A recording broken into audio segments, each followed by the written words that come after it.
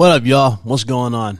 So, before I get into this, man, you guys see the title. You already know this particular game. It means a lot to me.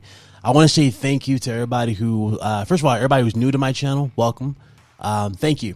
Seriously, everybody who's new, welcome to the channel. I appreciate everybody who's been spreading the word. Thank you. We need to be honest. Honesty is very critical. It's crucial at times like this. And unfortunately, you're not seeing a lot of that in the PlayStation community, sadly. So I appreciate y'all for everything. Thank you. So that's number one. Number two, to those of you that are my OGs that were watching this channel for the beginning, thank you. And are still here, thank you. Those of you that were watching my Resistance franchise, coverage that we were doing on this channel. Everything from the videos, the breakdowns, the shorts, all you guys that held it down. Thank you. Unfortunately, ladies and gentlemen, this isn't a time to celebrate. No, as you guys can see by the title, your boy Big Cloud is not in a happy place right now after what was said here. But I will say this. I want to say thank you to Insomnia Games, who was clearly watching the channel, watching the videos. And a lot of you, they were adding a lot more credits to my videos when I was doing them. Because when I was putting the videos out on Twitter, they were literally putting their little remember this from Resistance, blah, blah, blah, in the midst of it. It was hilarious. Like, they were doing it back and back. And I was like, hey, I see y'all. So shout out to Insomniac. Y'all know what y'all were doing. I appreciate it. But unfortunately, we have a problem here. And it's not Insomnia Games, for those you wondering. No. It's the very company that a lot of people just do not want to hold to any standard. And the funny thing is, we instilled standards into this very company with the PS4 gen. After the abysmal PS3, or the way the PS3 gen was started off, and et cetera, et cetera. So it's insane. It's insane how far the mighty has fallen. But anyway, we're going to go ahead and start. Listen to this. So for those of you that don't know who Ted Price is, he is the co-founder of Insomniac Games. He is now retired. He's been with the company for over 30 years. He's no longer with PlayStation. He's done. He's a legend in this industry. If you're a big PlayStation fan, then odds are you played the game that he created, and he's a big part of your childhood. He definitely was a big part of mine. So shout out to Ted Price and the team, again, to Insomniac. They did an interview with him on Kind of Funny. And, one particular thing that was said, it definitely triggered your boy in a little bit. But we got to go ahead and go over it. Here it is on the screen. Insomniac did pitch Resistance 4, but it didn't work out, says co-founder Ted Price. Now I'm going to go ahead and just skip to this information here and go right to the point where they get to it. So here we go. Says, and I quote, fans would have loved to see the franchise continue, though from the outsider's perspective, it looked like Sony and Insomniac just decided to move on with the launch of the PS4. Price sets the record straight that Insomniac did want to continue Resistance. Things just didn't exactly fall into place. And here is what Ted had to say about that. It was the result of a lot of Insomniac team members being passionate about extending the story further, because I do believe that Resistance has set up a really cool alternate history base where anything can happen with the Chimera and where they go and what their origins are. He continued, we spent a lot of time working on backstory and brainstorming on where we could take this in the future. Personally, I love the franchise. I was fortunate enough to be the creative director on the first two Resistances, and I remember many, many moments, good and bad, viscerally, we thought a lot about how we could elevate ourselves in some pretty difficult situations. We love the fan response. We know the fans are asked regularly if we're going to do another Resistance. There is no answer to that, but I will say we pitched Resistance 4, and it was pretty cool. They continued on here and said, of course, Price can't exactly predict the future, so when Greg Miller followed up to ask if Price believed Insomniac would ever return to the series, he said, I hope so. And so do many PlayStation fans. Now, in the midst of Sony doing their live service initiative with live service games and pushing multiplayer, two particular games always come to mind when it comes from their first party that PlayStation fans will go crazy for. One, of course, is SOCOM, and the other is Resistance, Fall of Man, or in this case, Resistance 4. Resistance fits the mode perfectly for their live service initiative. It has a story, a great story, and it is a multiplayer type of game which you can expand upon, like the team just said here, and do more and have different modes, etc., that can have people tied over. If you look at the success of Helldivers, this game could have definitely rode the coattails of Helldivers and could have been a big success, especially if you did a day-and-date release with PC. This game could have been the next big thing. Unfortunately, as you guys can clearly see, Sony is lacking all creativity, is lacking all drive, and is lacking the true passion to do this for you, the consumer. And is showing it every single day.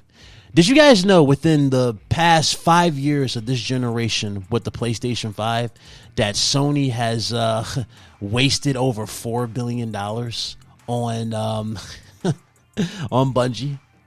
Did you know that? Did you know that $4 billion could have went to 12 new games that you guys could have had for PlayStation 5 and you guys would have been fine with? Did you know about that? Did you know for the past 5 years, 3 of which of the 5 years we were stuck in cross-gen with PlayStation 5 and PS4 titles that no one asked for? But dudes want to talk about value with PS5? Did you know that Sony repackaged multiple, and I mean multiple, PS4 titles on PS5 at full price, some of which had key features removed from the game, and Sony still asked for top dollar for those games? One of the biggest slap in the face will always be Last of Us Part 1. I'm not saying the visual upgrade didn't look good, but here's the thing. When has Last of Us 1 ever looked bad? You see what I'm saying? But again, got a visual upgrade, cool. You know what we didn't get? We didn't get factions with that. And the defense for that was, oh, shut up, Big Cloud. We got Factions 2 coming. Why would they do that? It doesn't make any sense. You just want to complain. Yeah. And then Factions 2 gets canceled, courtesy of Bungie, the very company they spent $4 billion on. Bungie cancels pretty much Factions with their input. And dudes all of a sudden was like, well, that I agree with the studio. That would have ruined their identity. Yeah. You dudes are some of the most spineless, pathetic clowns that have infiltrated this damn hobby. Most of you dudes have no backbone whatsoever, and it's pathetic. You same dudes were probably defending Concord, saying Concord is going to be a big game. Within 2 weeks, Concord was canceled, and it's become one of the biggest commercial failures in Sony's history. Did you guys know that we still don't have a fucking roadmap for Sony in 2025? Did you know that? Did you? We have no roadmap for Sony in 2025. Most of the stuff that's coming out for this year is stuff that was supposed to come out for last year that we've been knew about. There is no roadmap for Sony in their future. The other particular roadmap is related to one studio, and that's Insomniac Games, which got hacked in 2024. And we know what that team is working on or has to work on because of their contract. So again, what exactly is Big Cloud Gaming, me? What exactly am I supposed to be happy about and to be reporting on that's so good? Because what I'm about to show you is some of the biggest bullshit I have ever seen on top of it. As you guys already know, I am a big fan of PlayStation custom themes. PlayStation 3 had them on lock. They were fire. I loved them. PS4 took them to another level with the dynamic ones with custom music on top of it. Those themes were badass. It made the games just pop, especially when you bought those games on release date and you had the little timer that used to tick down and you fired the game up. It felt like a launch party for each particular game. I know you guys missed this because I sure as hell do. It was fire when we had that stuff. Unfortunately, we don't have it no more. But here's a fun fact, ladies and gentlemen. Here's a funny fact. Sony released the 30th anniversary edition, custom themes for everybody, and then abruptly took them away. No reason at all. People loved the themes and people were excited for the possibility of more of those custom themes.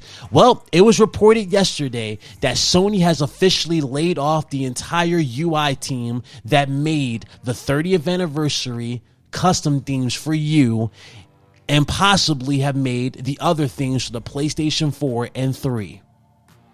Yes, Sony has said bye-bye to the entire UI team. Now, before I get into that even further, I want to say this to the team. Shout out to them.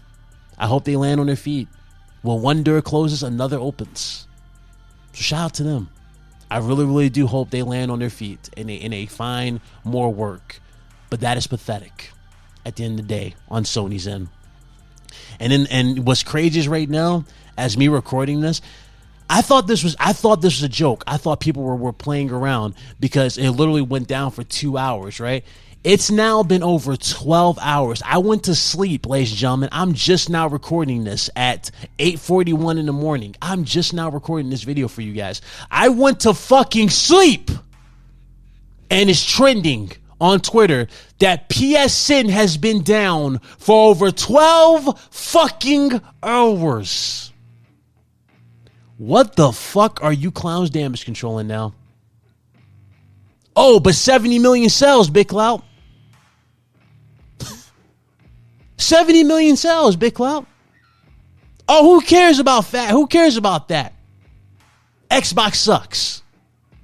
You spineless fucking clowns that aren't even saying nothing about this piss me off. But I already know what needs to be done going forward. And I'm not going to lose any more brain cells over this. Ladies and gentlemen, this is insane. Yes, PSN has been down for over 12 hours as it currently stands. People are still not able to connect online. And you dudes wanted to sit here and talk about PC gamers bending the knee and having to sign in the PSN for PC. Do you see how disastrous this shit would have been? You know what's funny? Dudes would say that PSN was some more secure and all this bullshit and all this stuff. Yeah, you guys are paying $80. Some of you are paying $160 a year, and they can't even give you a heads up on when the network's going down. Seriously, what a joke. I don't know what's going on. I don't know if they were hacked again. I don't really know. I really, really don't know. This is insane. But again, this is just another situation as it is. Sony has failed so bad this generation. They have failed us in every particular turn. They failed me in particular, especially you guys who wanted it as well with Resistance. They failed us with custom themes. They failed us with new experiences that we actually been asking for and demanding. It's like, bro, what else could go wrong with this generation with Sony? And odds are this generation is probably going to end in 2 more years. Dudes are already talking about PlayStation 6. But I'm going to give you guys something funny to laugh at right here. Listen to this. I'm going to put this on the screen and we're going to end the video. So my man said, and I quote, you only cover PlayStation bad news. I see you have taken Dealer's place quite nicely. Shout out to my boy Corbin Dallas. He responds to him saying, name 10 positive things happening at PlayStation in 2025, Mr. Perfect. This man, and I quote, says, I do not have to. This man has an agenda against PlayStation. I knew it when he was talked trash about PlayStation Portal and PS5 Pro, both of which are successes rather than failures. Are they really successes rather than failures? I mean, sure, the Portal's done better than expected. Sure, we'll give it that. But is it really a success story? It's not no damn Vita, bro. Let it go. You still need your console at the end of the day to use a fucking Portal. No, thank you. I refuse to put that on any type of W list. And as far as the PS5 Pro is concerned, can you name 10 games that are actually running at a flawless locked 60 FPS on PlayStation 5 Pro? Can you? Better yet, can you name 10 games that actually look visually different than what the games were shown side by side? Can you show me? Can you name that? Of course you can't. So do me a favor, stop crying, demand better, and stop being a simp for a multi-billion-dollar company, which right now, as much as I like PlayStation, Sony has been very incompetent and has become a joke, and it's pathetic. I refuse to sit here and accept the mediocrity that is happening right in front of us. Yeah, sorry, but not sorry. It's your boy Bit. I'm hanging out, or I'm heading out, excuse me. I'll catch you guys on the next one, and you guys be good. Later, man. Enjoy your weekend. Thanks for watching. Peace.